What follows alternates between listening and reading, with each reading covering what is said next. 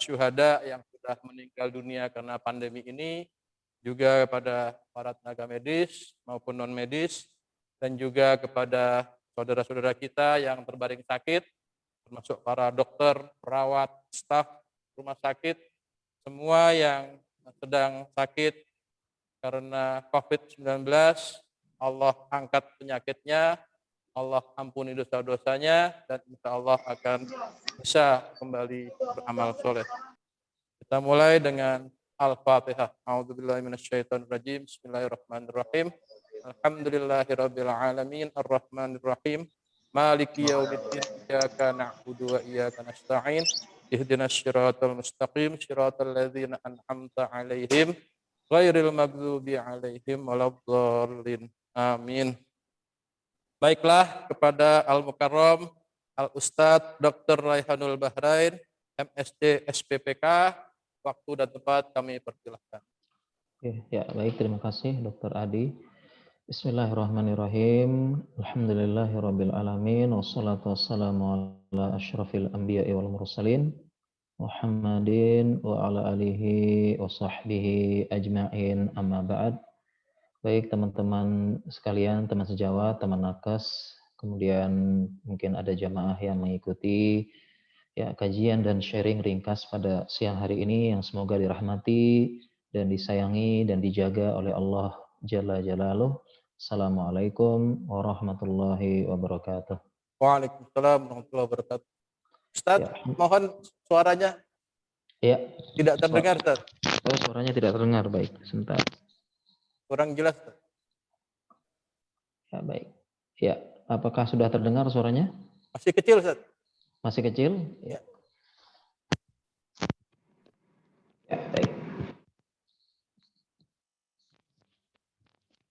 Ya, suaranya masih terdengar atau masih kecil? Bismillah. Suaranya terdengar? Sudah. Bismillah.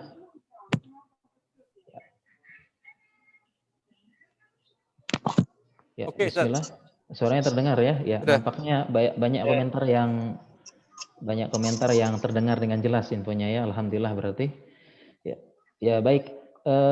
Teman-teman sekalian, teman sejawat ya, kaum muslimin dan muslimat yang semoga dirahmati Allah.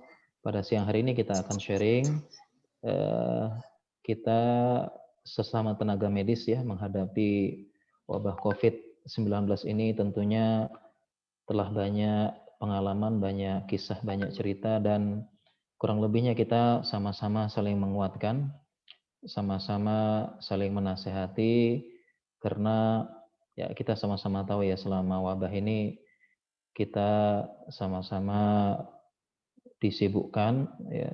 Dan tidak hanya itu, ya tidak jarang satu persatu kawan kita terkena. Ya, demikian saya juga di rumah sakit tempat saya bekerja di sini di Lombok ini juga sedang banyak klaster ya. Jadi sampai operasi ditutup. Kemudian teman-teman banyak yang positif dan tidak jarang ya ada juga teman-teman yang berpaling yang sudah mendahului kita. Kita doakan semoga kita semua dijaga oleh Allah Subhanahu wa taala, semoga yang sakit segera disembuhkan dan semoga yang sudah mendahului kita dirahmati, diampuni dan diberikan pahala mati syahid oleh Allah Subhanahu wa taala. Ya, baik, mungkin siang ini kita sharing ringan. Ya, jadi teman-teman insya Allah kita sudah paham, kita sudah tahu kasus meningkat di Indonesia. Ya, bahkan sampai 50.000 dalam sehari dan yang meninggal juga meningkat, dan ini juga dari Perhimpunan 5 Profesi Dokter. Ini juga sudah memberikan rekomendasi ya terkait dengan peningkatan kasus di Indonesia ini. Ya, kasus kita bertambah ya 40 sampai 50 dalam sehari. Dan Indonesia penambahan tertinggi di dunia saat ini. Ya. Kemudian beberapa rumah sakit kolaps, beberapa pusat pelayanan medis juga kolaps ya, seperti klinik ya, kemudian puskesmas dan sebagainya sudah penuh.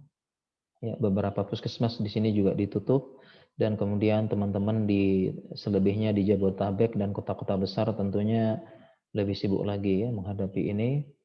Ya, demikian juga UGD ditutup, rumah sakit full, stok oksigen menipis, terutama di kota-kota besar ya teman-teman di Jakarta apalagi. Ya, demikian juga dengan kasus meninggal meningkat ya, dibuka lahan baru untuk mengubur teman-teman atau masyarakat yang meninggal karena wabah. Ya, kita lihat di situ ya, teman-teman dari bagian pemulasaran jenazah dan tim kubur sudah kewalahan dan sangat terpaksa menggali kuburan dengan bantuan ekskavator. Biasanya digali dengan tangannya, ini digali dengan ekskavator. Ya, kuburan terus digali dan terus diisi ya. Jadi sebelah kanannya terisi, sebelah kirinya digali, dan tampak teman-teman di tim pemulasaran jenazah itu di bawah ya kelelahan, kecapean. Ya, demikian juga hampir semua teman-teman itu juga merasa lelah, capek. Ini kita rasakan semua. Ya, terlebih di bagian saya di bidang patologi klinik yang mendiagnosis ya. Jadi terlebih saat ini swab PCR itu adalah syarat untuk terbang ya. Jadi kadang kita verif sampai tengah malam ya karena besok paginya akan terbang. Terkadang juga perlu di running ulang dan sebagainya. Teman-teman merunning ulang sampai tengah malam dan memverif sampai jam 1 ya, jam 12, jam 1 itu kita sama-sama paham di sini insya Allah ya. Nah, ini yang dihadapi nakes kita dan ini terjadi di rumah sakit ya. Ini belum lagi beberapa teman yang mengalami positif ya. Misalnya ada teman yang positif, ya, mau tidak mau teman yang menggantikan kerjanya double.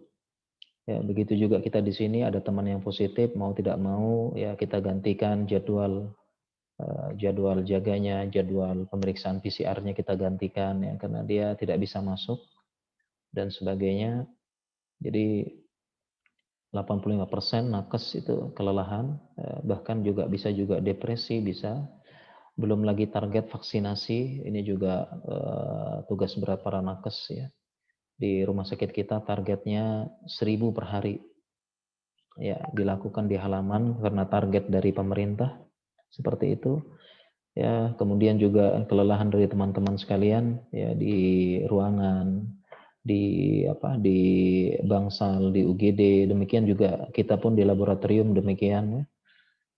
Terkadang ekstraksi pemeriksaan dan sebagainya kita sampai berjam-jam ya. Jadi terkadang sampai menjamak sholat juga karena masih memakai APD ya. Dan belum lagi tidak cukup sampai di sini teman-teman sekalian ya, kita juga menghadapi berbagai macam berita-berita yang tidak benar ya, berita hoax ya, yang menyebar di luar, misalnya rumah sakit mengcovidkan pasien ya.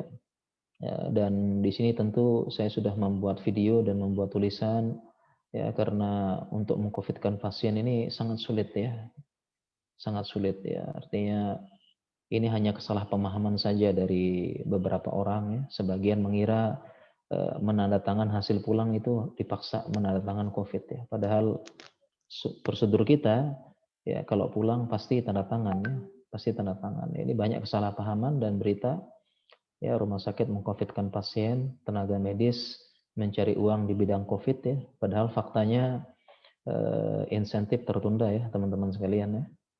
Faktanya demikian ya. Kemudian berita-berita yang lain ya, belum lagi berita hoax tentang ambulan yang kosong sengaja mondar-mandir untuk menakut-nakuti warga ya, sehingga ada yang termakan dengan hoax ya ketika ada mobil jenazah ambulans lewat dilempar dengan batu karena dianggap mengganggu ya, padahal memang demikian ya, memang benar demikian, bukan di karang-karang tetapi memang ambulans membawa jenazah yang cukup banyak, pasien yang gawat ya.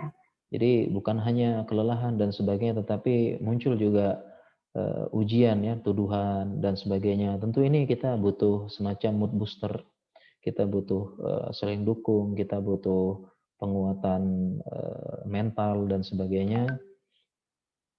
Dan mungkin salah satu yang bisa menguatkan mental kita adalah kita sebagai umat beragama, terlebih kita beragama Islam, kita kembali kepada agama kita kembali kepada Allah Subhanahu wa taala, kita kembali kepada pahala besar di akhirat nanti, di mana kehidupan akhirat wal akhiratu khairu wa abqa. Sesungguhnya kehidupan akhirat itu jauh lebih baik dan lebih kekal, ya, sehingga kalau kita mengingat-ingat kesusahan dunia, kesedihan dunia, kelelahan dunia, keletihan dunia, ya kita mengingat akhirat, kita mengingat kampung abadi kita nanti, tempat kembali, itu akan sirna rasanya. Ya, sehingga kalau kita kelelahan di dunia ini, lelah, capek, letih, ya, kemudian kita mengerahkan segalanya tetapi malah dicela atau bahkan difitnah, tidak ada lain tidak ada bukan bagi kita orang yang beriman, kita mengingat akhirat, mengingat Allah Subhanahu wa taala, kampung abadi kita, tempat kita akan kembali. Saya berikan permisalan teman-teman sekalian, ya, bagaimana supaya kita bisa ikhlas, supaya kita bisa menjalani dengan mudah semua hal ini, ya, karena saya pun merasakan teman-teman, ya, merasakan, ya, kita di lab, kita perih sampai tengah malam, kurang tidur, ya, pagi-paginya juga apalagi hasil PCR, hasil diagnosis dikejar-kejar terus, ya, dan sebagainya, laporan dan sebagainya, ya, perlu diupdate terus. Ya, jadi kadang-kadang muncul rasa kecewa dan ini manusiawi. Ya, tetapi jangan sampai terlalu lama mengendap, ya. Jadi sebagai seorang muslim, seorang yang beriman kepada Allah, amana bil ghaib, amana billahi wa rasulih, beriman kepada Allah dan Rasulnya, cara yang paling efektif, ya, ya, selain pendekatan jiwa juga, ya, teman-teman di rumah sakit jiwa lebih paham, ya, bagaimana trik mengatasi depresi, mengatasi cemas. Insya Allah teman-teman di rumah yang bekerja di rumah sakit jiwa lebih paham pendekatan psikologis. Nah, tetapi ada satu juga yang benar-benar bisa menghibur kita, benar-benar bisa membuat kelegaan, yaitu kita mengingat Allah dan mengingat kampung abadi akhirat kita, tempat kita kembali selama-lamanya. Ya, kita kasihkan permisalan, ya, kita dimisalkan di dunia ini, kita dimisalkan merantau. Ya, jadi kita ingat-ingat di dunia ini kita merantau. Ya, dan beberapa hadis menyebutkan kita ini merantau. Ma'ana lid dunya illa karokibin yastadhilu tahta syajarah summa raha wa tarakaha. Katanya Rasulullah SAW, ya, tidaklah aku di dunia ini seperti rokibin, seperti orang yang sedang mengendarai, sedang jalan, kemudian dia mampir sebentar di bawah pohon, ya, sedang berjalan, ya, sedang merantau. Kemudian mampir sebentar di bawah pohon, yastazilu tahta syajarah, summa roha, kemudian pergi dan meninggalkan pohon. Jadi cuma mampir sebentar di pohon, berlindung, lanjut lagi. Karena perjalanan masih panjang. Perjalanan setelah kematian masih panjang. Ya, pertanggungjawaban padang mahsyar dan sebagainya. Nah, di dunia ini disebutkan kita merantau. Nah, demikian juga manusia ketika merantau di dunia, dia dari kampung misalnya, kampung Sumatera, kemudian merantau ke ibu kota dengan kerasnya kehidupan ibu kota, dia merantau. Ya, ketika kerasnya hidup di ibu kota, di Jakarta, kehidupan yang keras mungkin, ya, kehidupan yang sibuk dengan berbagai macam urusan, yang dikejar dengan waktu, dikejar dengan berbagai macam target-target yang harus instan dan sebagainya. Salah satu yang menyebabkan dia kuat, ya, saya ulangi, salah satu yang menyebabkan seseorang kuat hidup di perantauan adalah dia mengingat suatu saat dia balik ke kampungnya. Dia balik di kampungnya dan dia akan balik dengan keberhasilan, membawa keberhasilan dari merantau di ibu kota yang keras. Ya, bagaimana cara dia kuat hidup di daerah perantauan? Dia ingat satu saat saya akan kembali. Bagaimanapun keras kehidupan ibu kota ini, saya akan kembali ke perantauan dengan membawa hasil tabungan.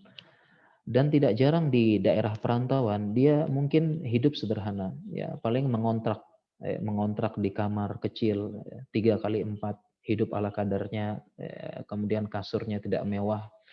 Ya, bagaimana caranya dia menabung sebanyak mungkin supaya nanti di perantauan dia kembali ke kampung halaman dengan cara yang berhasil dan sukses. Jadi hidup ala kadarnya di daerah perantauan.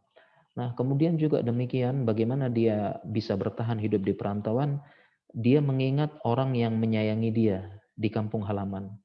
Ya, tidak jarang bagaimana cara dia kuat hidup di perantauan, dia menghubungi ibunya, ditelepon ibunya, "Bu, saya mohon doa di perantauan," ya, dan sebagainya. Dia hubungi ibunya, ibunya yang orang yang paling menyayangi dia di muka bumi ini, dia hubungi, ya, kemudian ibunya memberi tenang, "Nggak apa-apa nak, ya, doa ibu selalu menyertai, kamu kerja yang rajin di sana, nanti kalau bekal cukup segera kembali ke kampung halaman, di sini kita hidup bahagia." Nah, itu semua yang membuat dia kuat hidup di perantauan. Ya, dia tahu ada orang yang menyayangi di kampung halaman dan dia akan sukses di kampung halaman. Nah, demikian juga teman-teman sekalian, kita di dunia ini demikian. Ya, mungkin ini masa-masa sulit bagi kita, tenaga kesehatan, ya, capek, lelah, tidak hanya itu, difitnah, diuji, dan sebagainya. Ya, tekanan berbagai macam pihak. Tidak ada, salah satu cara adalah demikian, sama dengan orang yang merantau tadi. Ya, kita ingat, ya, kita punya Allah yang maha pengasih, menyayangi kita. Kalau tadi orang tadi menghubungi ibunya, menelpon, kita pun juga menghubungi Allah Subhanahu wa taala dengan sholat, bersimpuh, sujud, ya, dengan meletakkan dahi kita di atas tanah, menghubungi Allah Subhanahu wa taala, ya, karena Allah Subhanahu wa taala menyayangi kita, ya. Kemudian kita ingat lagi, ya, di dunia ini sementara, ya, kita akan mendapatkan, kalau kita ikhlas, kita akan mendapatkan pahala yang besar dari sisi Allah, dan kita akan kembali nanti di akhirat dengan kebahagiaan yang jauh lebih baik, seperti itu. Nah, itu teman-teman sekalian.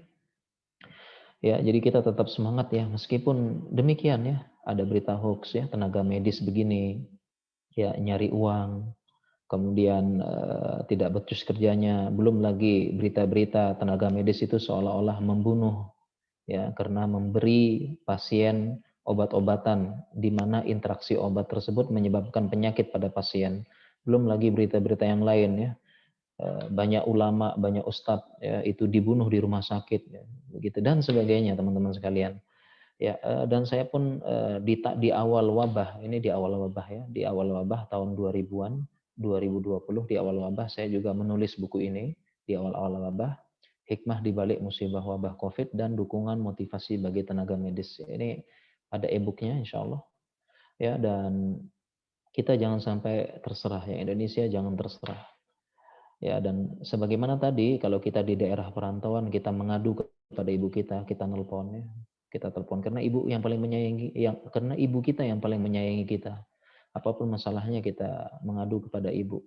Ya, karena dia yang paling menyayangi di daerah perantauan. Demikian juga di dunia ini kita merantau, bagaimana caranya kita mengadu kepada Rob, yang paling sayang kepada kita, dan Allah sangat sayang kepada hambanya melebihi kasih sayang ibu kepada anaknya, di mana Nabi SAW bersabda, wallahu sesungguhnya sesungguhnya Allah lebih sayang kepada hambanya, arhamu bi ibadihi min hazihi liwaladiha. Sesungguhnya Allah lebih sayang kepada hambanya melebihi kasih sayang ibu ini kepada anaknya. Ya, dan kita pun mengadu kepada Allah Subhanahu wa taala, jangan lupa. Jadi kita jangan terlalu banyak mengadu kepada manusia, atau kita membuat status di WhatsApp, di sosial media mengadu, capek dan sebagainya, tetapi mengadu dan itu terkadang tidak memberikan solusi. Kita mengadu kepada Allah Subhanahu wa taala, innama ashku bathi wa huzni ilallah. Sesungguhnya aku mengadukan kesusahan dan kesedihanku kepada Allah Subhanahu wa taala. Dan ini sebagai hiburan kepada kita, bagi kita teman-teman sekalian, perlu kita ketahui dalam agama kita, ya, ilmu kedokteran adalah ilmu yang sangat mulia, ya, dan kita mendapatkan amanah dari Allah Subhanahu wa taala untuk memegang ilmu tersebut. ilmu ini ya. Kita dapat amanah nih. Dari semua ilmu dunia, salah satu yang paling bermanfaat ya, dan yang paling tinggi kedudukannya di sisi para ulama adalah ilmu kedokteran. Ya, banyak ucapan ulama terkait hal ini, dan di sini saya bawakan ucapan dari Imam Syafi'i. Beliau mengatakan salah satunya, la a'lamu ilman ba'dal halali wal harami ambalu minat tib. Imam Syafi'i mengatakan, saya tidak tahu ilmu yang lebih berharga setelah ilmu halal dan haram, yaitu ilmu agama, yaitu melainkan tib, ilmu kedokteran. Jadi ini pujian para ulama ya kepada ilmu kedokteran. Nah, kita mendapatkan ya, selain mendapatkan kedudukan di dunia, juga bisa mendulang pahala yang sangat banyak dari ilmu kedokteran asalkan kita ikhlas dan profesional. Ya, dan para ulama banyak sekali selain ilmu kedokteran ini kedudukannya tinggi di sisi para ulama. Ya, para ulama memotivasi agar kaum muslimin belajar ilmu kedokteran karena sangat membantu. Ya, dan salah satu ayat yang dibawa oleh para ulama adalah ayat ini, wa man ahyaha faka'annama ahyan nasa jami'a. Barang siapa yang memelihara kehidupan satu orang manusia seolah-olah memelihara kehidupan manusia semuanya. Nah, ini motivasi bagi kita ya, kita merawat pasien Covid ya, kita bisa bantu hidup dan semoga mudah-mudahan mendapatkan pahala yang sangat besar. Ya, pahala yang sangat besar di akhirat nanti. Dan kita sangat butuh ya pahala dan kasih sayang Allah di akhirat nanti. Dan ini juga yang bisa memotivasi kita dari hadis Nabi SAW. Beliau bersabda, Wallahu fi aunil abdi makanal abdu fi auni akhihi. Allah senantiasa menolong seorang hamba selama hamba tersebut menolong saudaranya.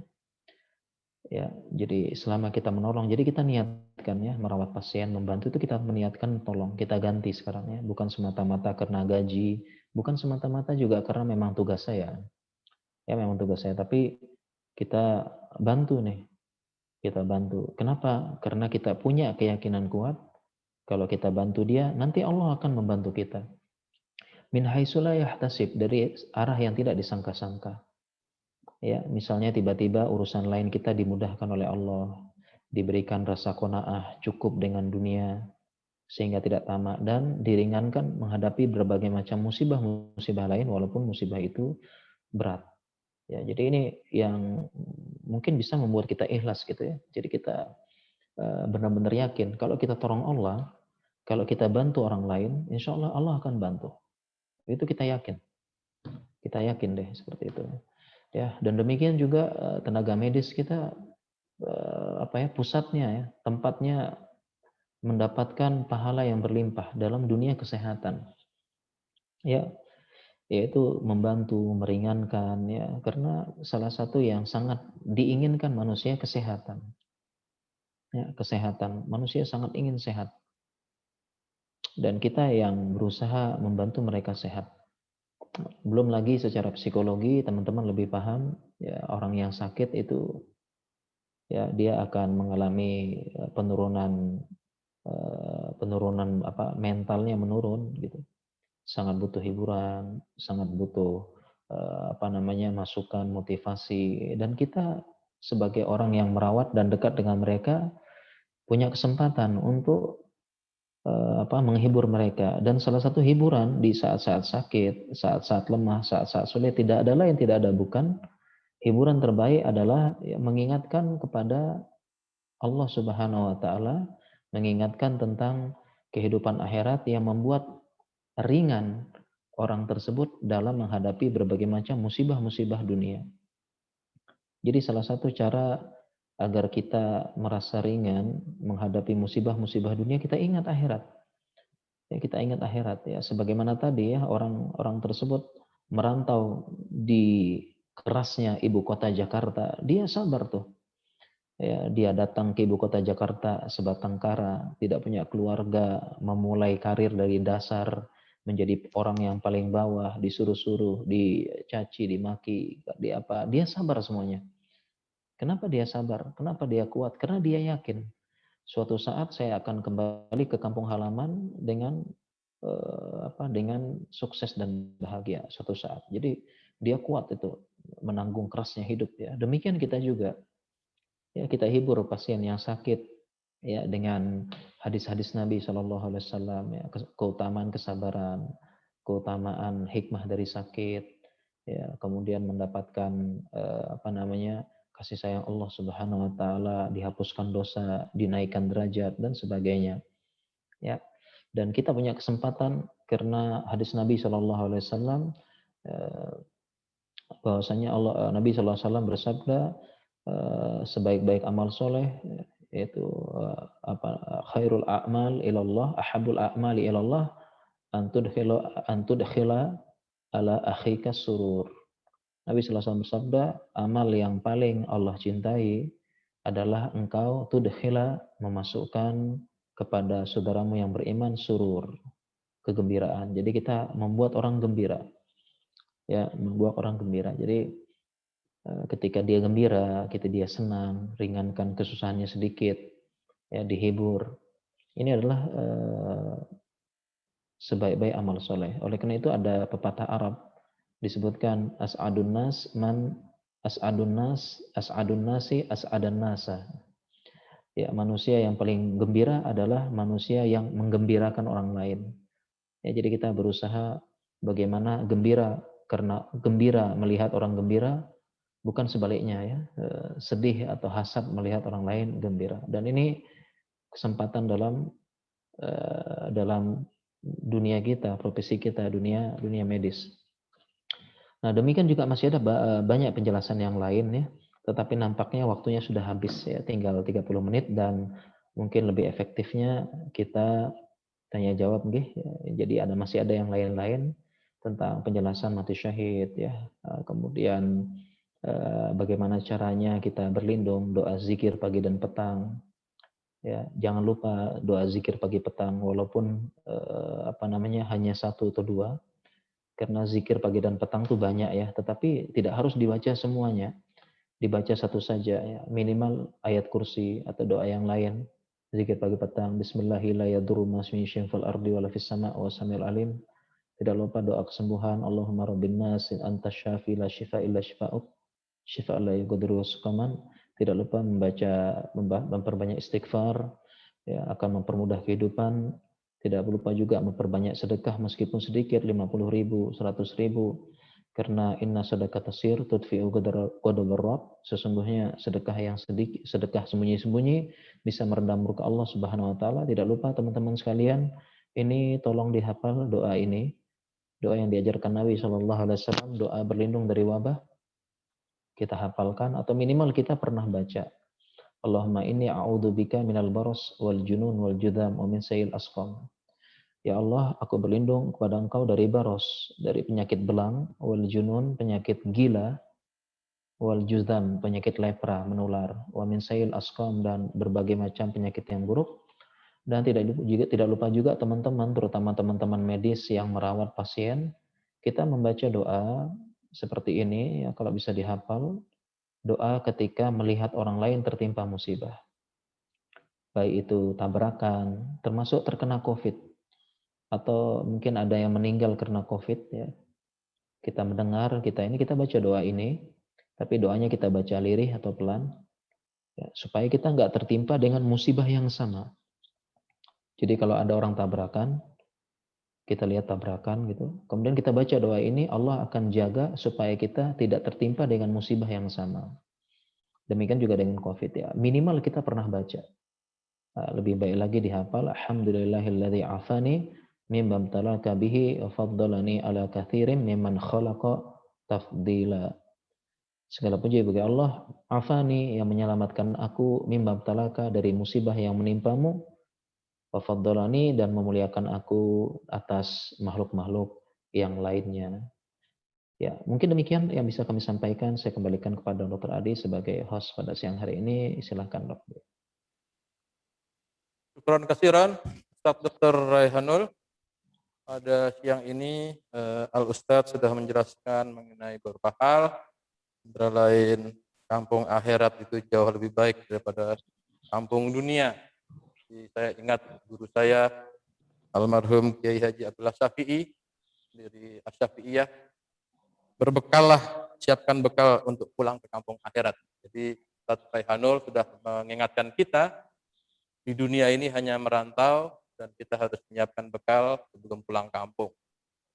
Bagi orang-orang kita semua yang merasa bahwa dunia adalah segalanya, Al-Ustadz Dr. Raihanul sudah mengingatkan bahwa kita hanya sementara dan yang kekal abadi adalah di akhirat kelak.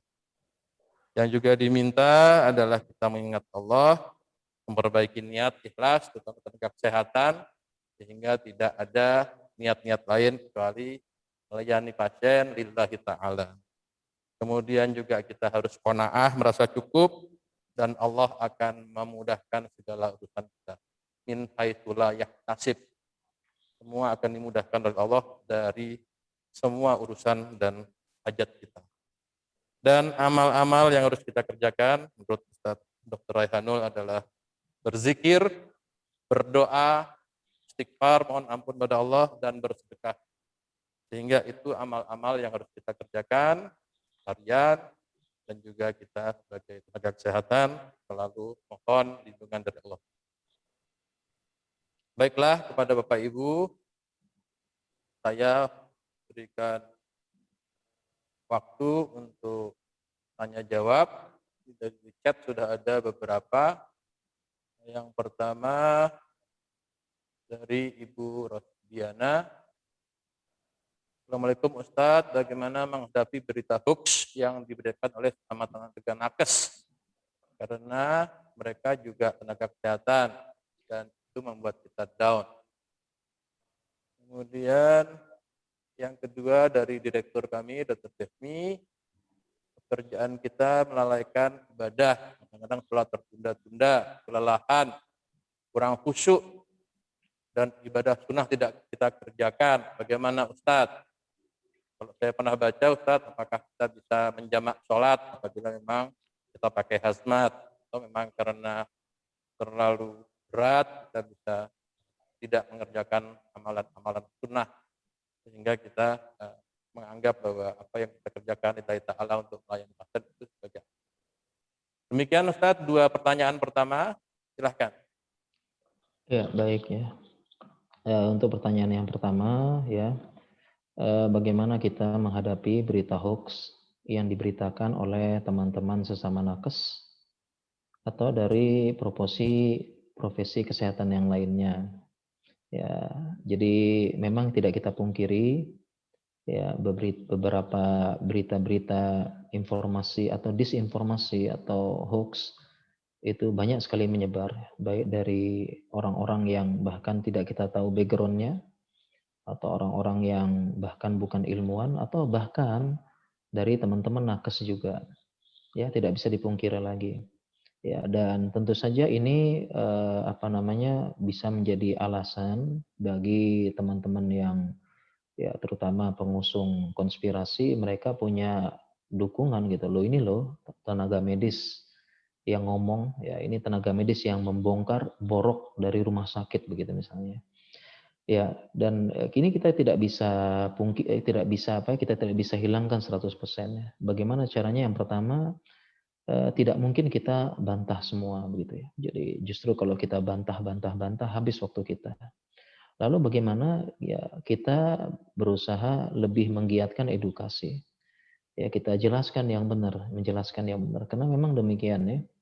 Ada berita-berita ya itu yang tidak benar ya dan langsung dipercaya oleh orang lain ya. Karena memang wabah ini menyebabkan orang-orang banyak yang denying ya. Ini teman-teman di jiwa lebih paham ya.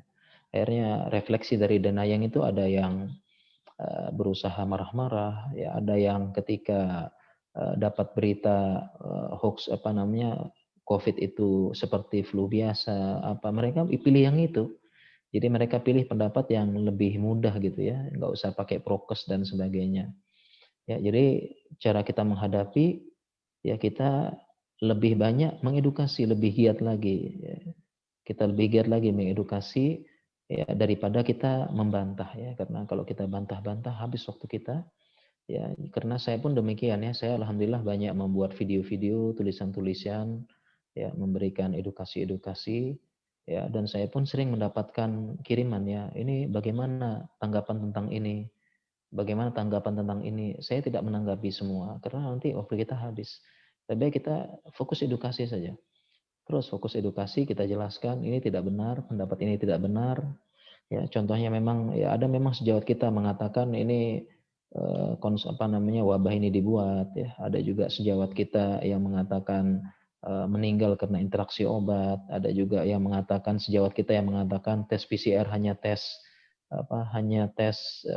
pH saja. Yaitu kan kita yang mengerjakan PCR tiap hari, jadi ya kita jelaskan begini loh prosedurnya dan sebagainya. Ya, jadi memang demikian. Ya, caranya adalah kita terus, ya, dan kita khususnya kepada kaum muslimin, ya, kita juga kita tidak hanya memberikan edukasi dalam sisi medis saja. Kita juga perlu memberikan edukasi dalam sisi agama juga. Ya, kenapa? Karena berita hoax atau disinformasi terkait COVID ini dia juga membawa-bawa agama. Ya, membawa-bawa agama. Contohnya yang menyebar, ya, wabah vaksin ini adalah dibuat untuk menghancurkan umat Islam. Ya, padahal nggak benar, ya. Demikian juga hoax, ya, wabah vaksin ini menyebabkan kita sengaja agar kita dijauhkan dari masjid.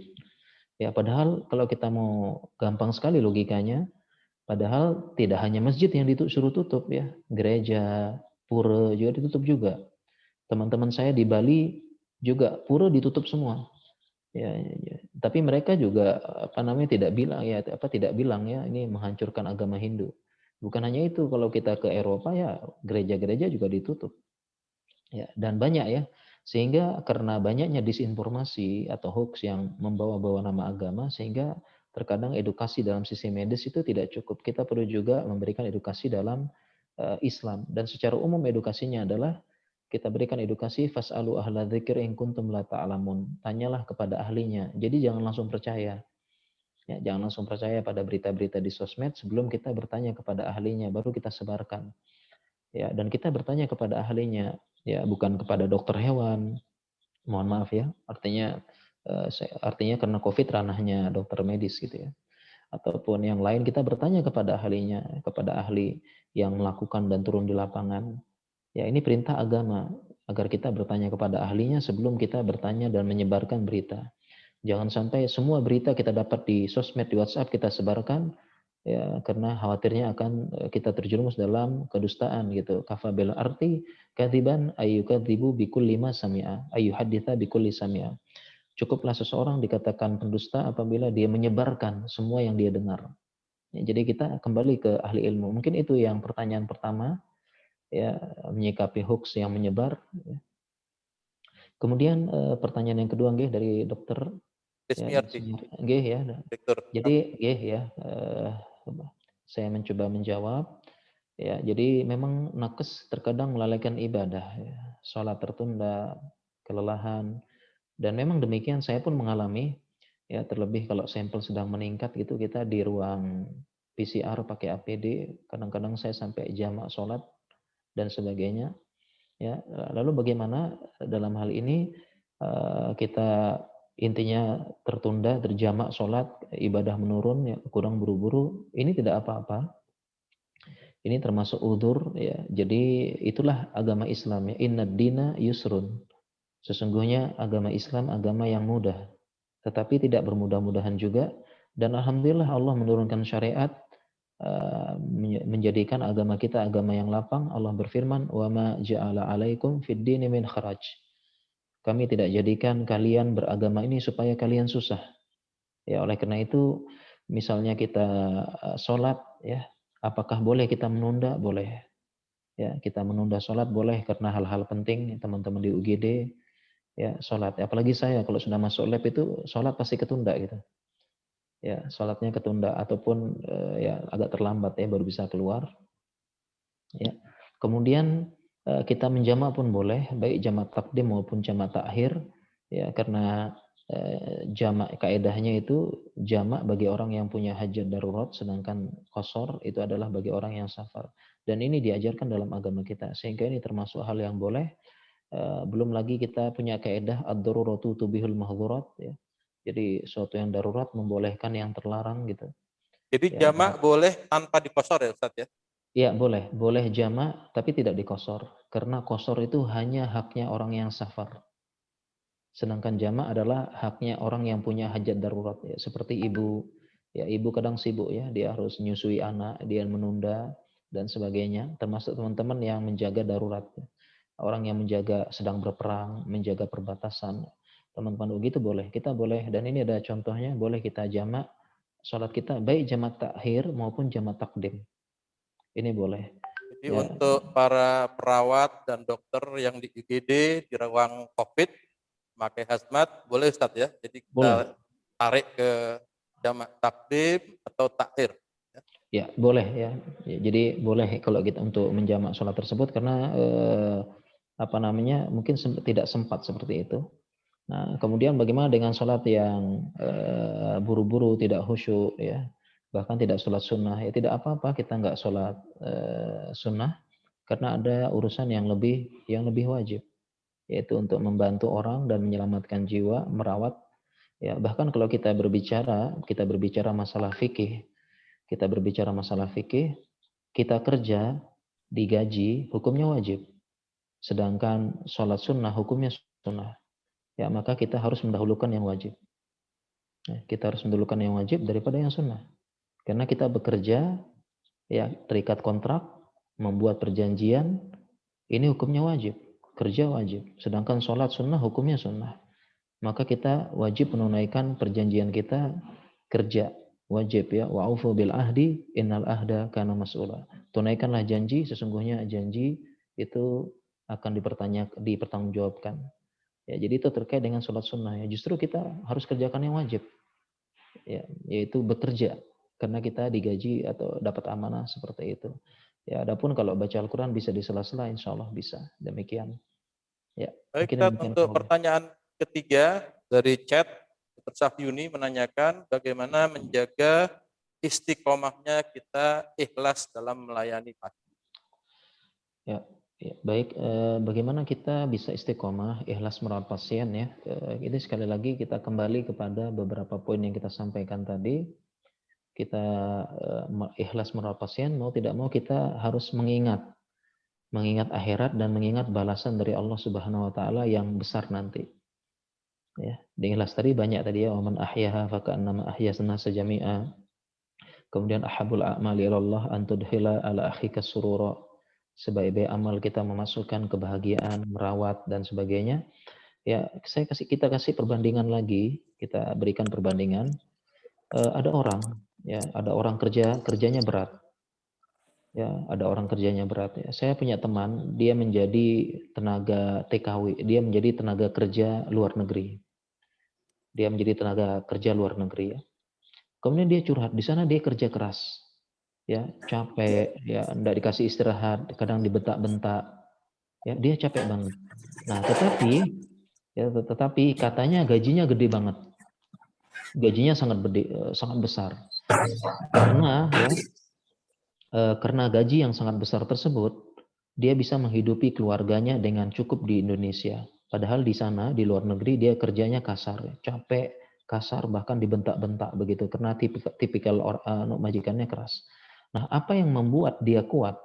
Kerja capek, kerjanya kasar, dibentak-bentak. Apa yang dia membuat dia kuat? Karena dia ingat gajinya besar. Gajinya besar banget. Nah, sehingga yang menyebabkan dia kuat menjalani itu semua karena dia mendapatkan gaji yang besar. Jadi dia kuat, nggak apa-apa deh, biar saya dibentak-bentak, biar saya ini asalkan di rumah di Indonesia keluarga bisa hidup, saya bisa nabung, bisa kembali, ya nanti saya resign, saya nabung dulu. Dia kuat gitu loh. Karena dia tahu dia mendapatkan gaji yang besar, balasan yang besar. Nah, demikian juga kehidupan di dunia ini, kita capek, kita kerja, lelah, letih, dan sebagainya. Kalau kita ingat pahala yang besar di sisi Allah Subhanahu wa taala, kita menjadi ringan. Ya, menjadi ringan, nanti Allah yang balas, Allah yang mudahkan dan sebagainya. Ya, sebagaimana permisalan tadi ya, teman saya yang curhat tadi ya. Kurang lebih mungkin demikian insyaallah. Baiklah, Ustadz Raihanul, apakah masih ada waktu, Ustadz? Satu Ya, pertanyaan lagi. ya mungkin satu pertanyaan lagi, kita siap-siap lanjut kerja lagi. Oke, Ya. silahkan pada Bapak Ibu yang mau pertanyaan langsung. Ibu Yuni Kurnia. Silahkan. Assalamualaikum warahmatullahi wabarakatuh, Ustaz. Assalamualaikum warahmatullahi wabarakatuh. Kita sebagai tenaga medis yang situasi sekarang sedang tentu beban kerja meningkat. Kalau kita bekerja dengan berlandaskan ikhlas, menolong orang, dan kita juga tentu menerima imbalan.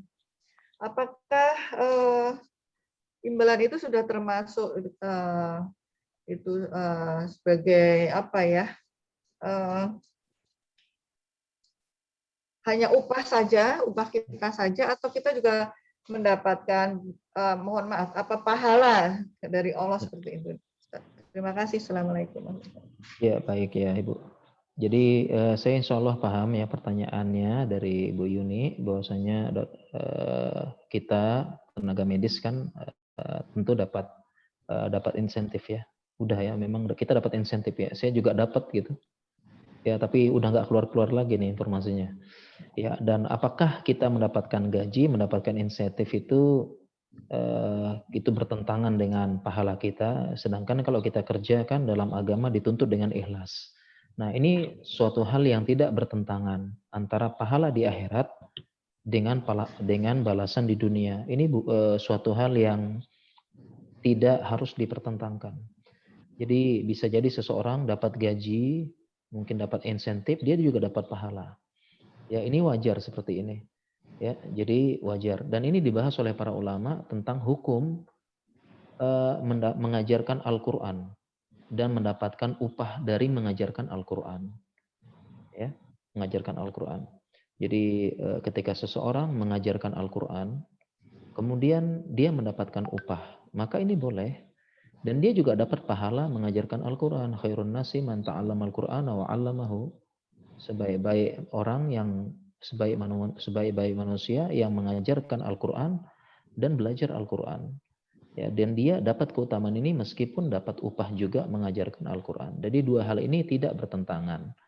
Ya, hanya saja kita tentunya ketika bekerja dan termasuk tadi mengajarkan Al-Quran, tujuan utama kita adalah kita bekerja, kita profesional, kita meringankan orang lain. Ya, sedangkan gaji apa dan sebagainya itu sekedar ikutan.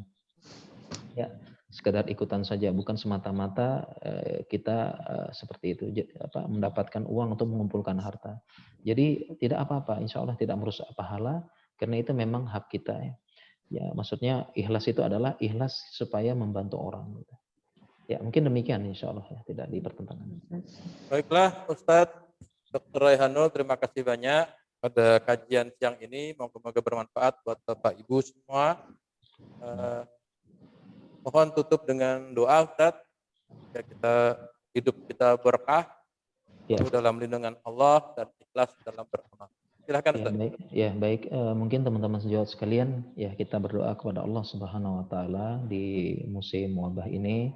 Yang pertama kita mohon kepada Allah Subhanahu Wa Taala dengan doa kemudahan. Allahumma la sahla illa ma ja'altahu sahla wa anta ja'alul hasna idza syi'ta sahla.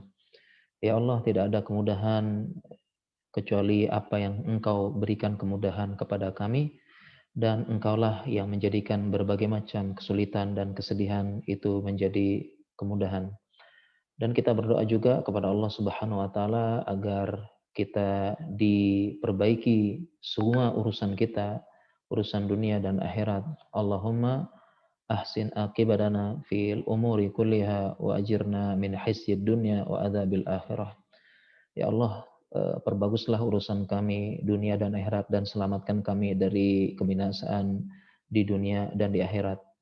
Tidak lupa juga kita membaca doa Nabi Ibrahim ya, tatkala beliau mendapatkan kesulitan hendak dibakar oleh api, beliau berdoa, hasbunallah wa ni'mal wakil, cukuplah Allah sebagai penolong kami dan sebaik-baik pelindung. Dan tidak lupa kita berdoa juga dengan doanya Nabi Yunus yang beliau panjatkan dalam 3 kegelapan. Yang pertama kegelapan dalam perut ikan paus, yang kedua dalam kegelapan dalamnya lautan, yang ketiga dalam gelapnya hitamnya malam hari. Beliau berdoa dalam perut ikan, La ilaha illa anta subhanaka inni kuntu minadh dhalimin.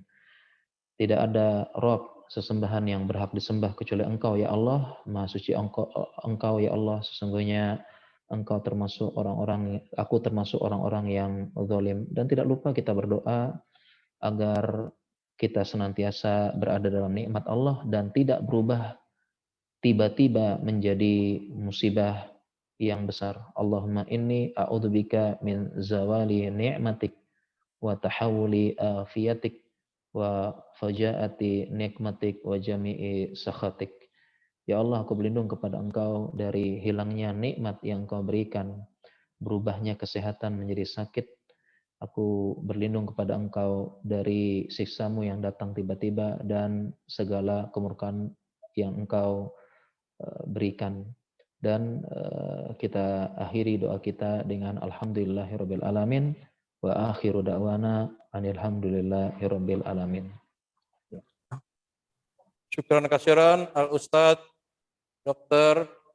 Raihanul Bahrain. Semoga kita semua mendapatkan hikmah dari pengajian kali ini. Kita tutup dengan subhanakallahumma wa bihamdika asyhadu an la ilaha illa anta astaghfiruka wa atubu ilaik.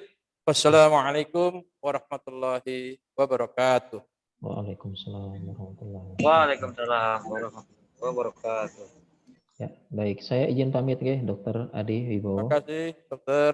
Baik. Ya, Bapak Ibu, kami akhiri. Terima kasih. Mohon maaf apabila ada kekurangan di sana sini terkait dengan penyelenggaraan pengajian kali ini. Assalamualaikum warahmatullahi wabarakatuh.